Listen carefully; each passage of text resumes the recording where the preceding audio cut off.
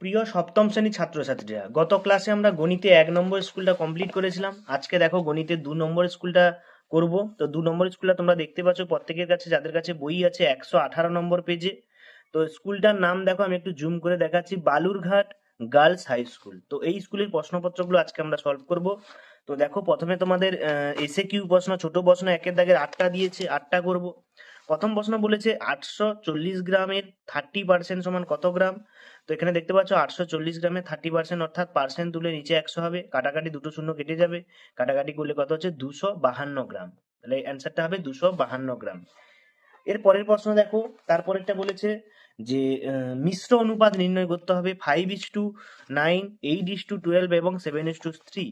তো এগুলো মিশ্র অনুপাত করতে হলে পূর্ব পদগুলো আমরা গুণ করব, এটা এটা এটা, তারপর উত্তর পদগুলো আমরা গুণ করব, গুণ করলে কত পাচ্ছি 70:81। তো এখানে মিশ্র অনুপাত হবে 70:81, এইটা হবে অ্যান্সার। এরপরে তিনেরটা বলেছে দেখো, সপ্তমিতার সকল আয়তকার চিত্রই সামান্তরিক। এটা সত্য কথা, কারণ আয়তকার ক্ষেত্রে বিপরীত বাহুগুলো সমান এবং সামান্তরিকেরও বিপরীত বাহুগুলো সমান হয়, এই জন্য আমরা বলতে পারি সকল আয়তাকার চিত্র একটা বিশেষ ধরনের সামান্তরিক।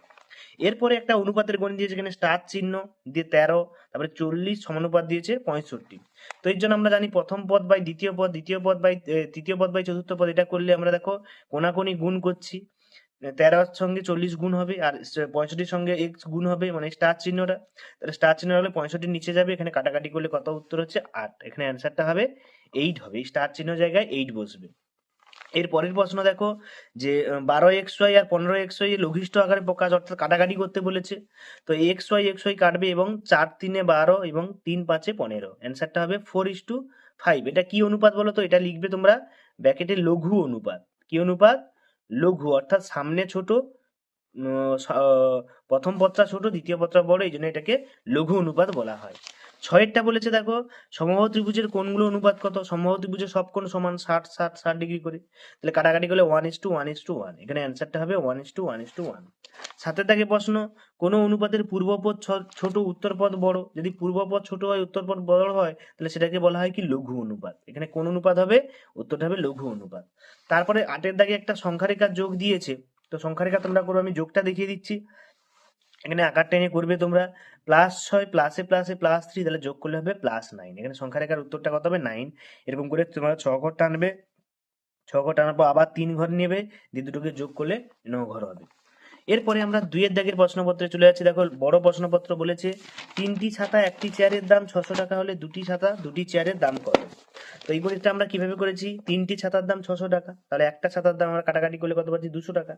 তাহলে একটি চেয়ারের দামও 600 টাকা হবে, কারণ 3টে ছাতার দাম যা, একটা চেয়ারের দাম তা। তাহলে দুটি ছাতার দাম, একটা ছাতার দাম যদি 200 টাকা হয়, দুটো ছাতার দাম 400 টাকা। আর একটি চেয়ারের দাম যদি 600 টাকা হয়, দুটো চেয়ারের দাম হবে 1200 টাকা। তাহলে উত্তরটা হবে 400 টাকা এবং 1200 টাকা। এরপরে দেখো, এটা খুব ইম্পর্টেন্ট গণিত। 5050কে কোন ক্ষুদ্রতম ধনাত্মক পূর্ণসংখ্যা দিয়ে যোগ করলে যোগফল একটি পূর্ণবর্গ সংখ্যা হবে? তো তার জন্য আমরা 5050-এর বর্গমূল করব। প্রথমে 7 দেবো, 7 7 49। তাহলে বিয়োগ করে দেখো, 7-এর ডবল এখানে 14 হবে, এবং এখানে 1 বসালে 1 দিয়ে গুণ করলে কত হবে? 9 বেরোচ্ছে। তাহলে এর পরবর্তী সংখ্যা, অর্থাৎ 71 ইন্টু 71-এ এটা আসবে, আর 72 ইন্টু 72 5184। তাহলে এর থেকে এটা বাদ দিলে 134। তাহলে 134 যোগ করলে যোগফলটি পূর্ণবর্গ সংখ্যা হবে। এর সঙ্গে 134 যোগ করলে এটা পরবর্তী পূর্ণবর্গ সংখ্যা হবে। 3-এর দাগে প্রশ্ন বলেছে দেখো, একটি জিপ গাড়ি সমবেগে 320 কিমি দূরত্ব যেতে 8 ঘন্টা সময় লাগে, তাহলে 480 কিমি যেতে কত সময় নেবে? তো এটাও সেই ঐকিক নিয়মে আমরা করেছি। ও আচ্ছা, সরি, আমরা এতে চলে এসেছি, এই যে এইটা 240 মিলিলিটার ডেটল জল ও ডেটলের অনুপাত দিয়ে দিয়েছে। তাহলে ওখানে যদি আরো 60 মিলিলিটার ডেটল জল মেশানো হয়, তাহলে ডেটল জলের অনুপাত কত হবে? তাহলে এখানে দেখো, জল ইস্টু ডেটল দিয়েছি, মোট অনুপাত লিখেছি। তাহলে এত এত কি বলেছে, মানে কত কি হয়? এটাকে মিলিলিটার, হবে, সরি, এত জলের পরিমাণ 240 গুণিতক এর আনুপাতিক ভাগ আর 1/4, কাটাকাটি করলে হবে 7। এবার এর আনুপাতিক ভাগ আর ডেটলের, তাহলে সেটা করলে কত? 80। আবার নতুন জল মিশিয়েছে 60, তাহলে 60 ml জল মেশানো হলে 60 + 60 120 আর 180, কাটাকাটি করে 2:3। তাহলে যদি 60 লিটার মেশায়, সেক্ষেত্রে ডেটল জলের অনুপাত হবে 2:3। এর পরের প্রশ্নটা দেখো, যে একটি বন্যাত্রাণে 4000 জনের 190 দিনের খাবার মজুদ ছিল। তারপরে 30 দিন পর আরো 800 জন অন্যত্র চলে গেলেন, তাহলে বাকি খাবার কতদিন চলবে? তাহলে প্রথমে 4000 জনের 190 দিনের খাবার বাকি ছিল, 30 দিন পর মানে বিয়োগ করলে 160 হচ্ছে, এবং 800 জন চলে গেল মানে 3200 জন। তাহলে এখানে ঐকিক নিয়ম করবে, 4000 জনের খাবার চলে 160 দিন, একজনের কত চলবে, অনেক এত গুণ, আর এত জনের কত হবে, এটা যেহেতু ব্যস্ত সম্পর্ক এই জন্য গুণ হলো, যে কাটাকাটি করলে কত হবে 200 দিন, তাহলে বাকি খাবার তাদের 200 দিন ধরে চলবে বাকি খাবারটা। 5 দাগের প্রশ্ন কি বলেছে দেখো, একটি বাঁশের 1/3 অংশ ও 1/5 অংশ লাল রং ও সবুজ রং, এবং বাকি অংশ 14 মিটার হলুদ রং, বাঁশটি কত, এটা একদম প্রথম পেজেই গণিতটা তোমরা জানো অনুশীলনী গণিতে। তাহলে ধরি বাঁশটির মোট অংশ 1, তাহলে বাকি অংশ এই 1 থেকে এই দুটো যোগফল বিয়োগ করলে, যে ভগ্নাংশ যোগ বিয়োগ করলে কত হবে 7/15, তাহলে এইটাই তো বাকি অংশ। তাহলে 7/15 অংশ সমান 14 মিটার, তাহলে এক অংশ সমান 14/7/15, এটাকে কাটাকাটি করলে কত হবে, এখানে 15 দুগুণে 30 মিটার, তাহলে টোটাল বাঁশটা লম্বা হচ্ছে কত না 30 মিটার বাঁশটি লম্বা। এই পর্যন্ত করবে, এটা কিন্তু খুব ইম্পর্টেন্ট গণিত, প্রায় প্রতি বছর কিন্তু পরীক্ষা এটা দেয় বাঁশের দৈর্ঘ্যের গণিতটা।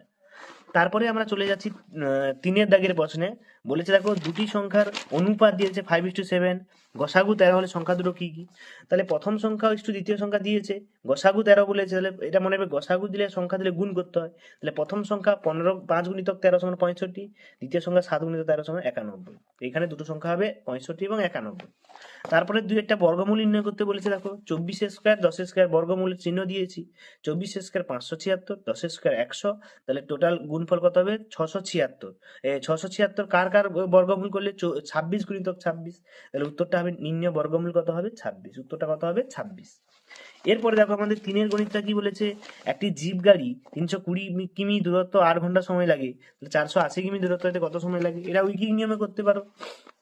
320 কিলোমিটার পথ যেতে সময় লাগে 8 ঘন্টা, 1 কিমি পথ যেতে 8/320 ঘন্টা, আর 480 কিমি পথ যেতে লাগবে, এটা কাটাকাটি করলে কত উত্তর হচ্ছে 12 উত্তর। তো এগুলো তোমরা দেখবে, না বুঝতে পারলে আমাকে কমেন্টে লিখবে, আমি আলাদা করে কাটাকাটিটা বলে দেবো।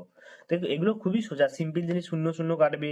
তারপরে 12 দেখো, এখানে আমরা 8 4 32 করেছি এবং 12 4 48, উত্তর হবে 12 ঘন্টা, তাহলে 12 ঘন্টা সময় লাগবে। তারপরে প্রশ্ন বলেছে দেখো, চিনি সুভাষবাবু তার মাসিক আয় 66.23% খরচ করেন, তাহলে মাসিক আয় এত টাকা খরচ করেন, তাহলে মাসিক আয় কত, এত টাকা দিয়ে খরচ করে মাসিক আয় কত, এটা একটু উল্টো গণিত, এটা কিন্তু পরীক্ষায় দেয় ইম্পর্টেন্ট গণিত। তাহলে এখানে দেখবে যে এটাকে আমরা ভাঙলে, ওটা 66.23%কে ভাঙলে আমরা পাচ্ছি 200/3, তাই না। তাহলে 200/3 টাকা খরচ কর, যদি তার ইনকাম হয় 100 টাকা, তাহলে 1 টাকা খরচ করবে, এটাকে ভাগ করতে হবে, আর এত টাকা খরচ করবে, এটাকে গুণ করতে হবে, দিয়ে এখানে কাটাকাটি হলে কত উত্তর হবে দেখো 4875 টাকা। তাহলে তার মাসে আয় 4875 টাকা হলে তবেই কিন্তু সে মাসে খরচা করবে 3250 টাকা, ঠিক আছে। মাসে আয় করবে বেশি তবে তো খরচা হবে, নাহলে কি করে হবে। তাহলে এখানে আয়টা এটা আর খরচাটা হচ্ছে এটা।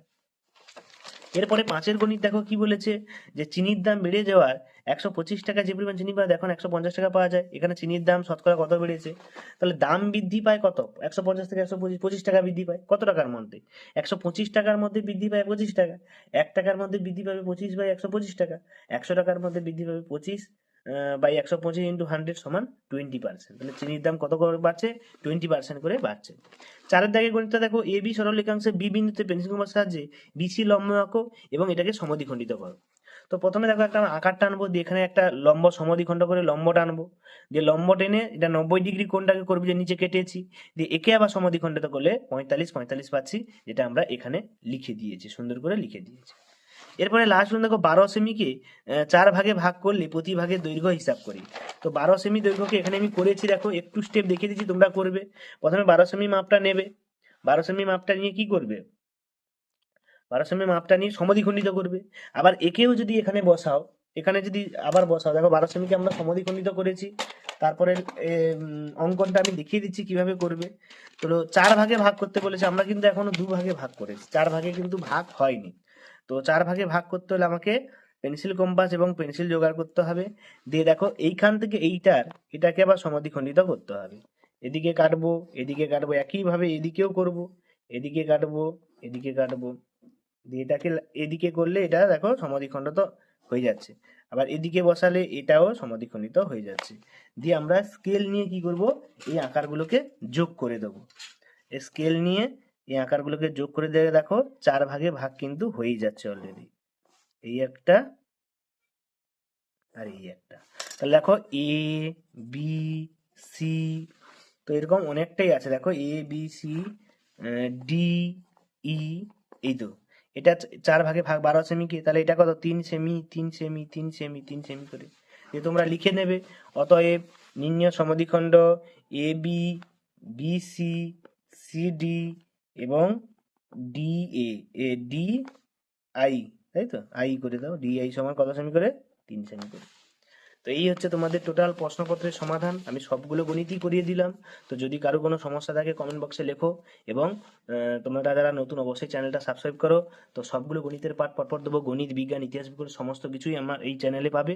তো দেখা যাচ্ছে পরের ভিডিওতে পরের প্রশ্নপত্র নিয়ে আলোচনা করবো।